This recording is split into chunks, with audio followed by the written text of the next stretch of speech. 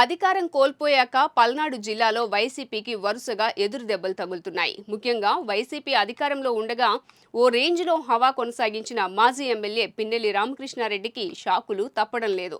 గత 20 ఏళ్లుగా మాచర్లలో ఆధిపత్యం సాగిస్తున్న పిన్నెల్లికి గత ఎన్నికల్లో జూలకంటి బ్రహ్మానందరెడ్డి చేతిలో ఎదురైన ఓటమితో ఆయన పరిస్థితి నానాటికి తీసికట్టుగా మారుతోంది. ప్రస్తుతం పిన్నెల్లి బెయిల్పై బయటకు వచ్చినప్పటికీ నియోజకవర్గంలో రాకపోవడంతో కార్యకర్తలు అసహనంగా ఉన్నారు.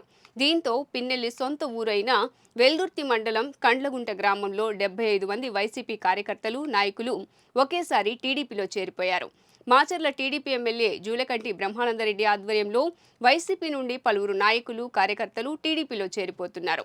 నియోజకవర్గంలో కింది స్థాయి కార్యకర్తలు సైతం వైసీపీని వీడి టీడీపీ, జనసేనలో చేరుతున్నారు. దీంతో వైసీపీ పరిస్థితి ఇబ్బందికరంగా మారుతోంది.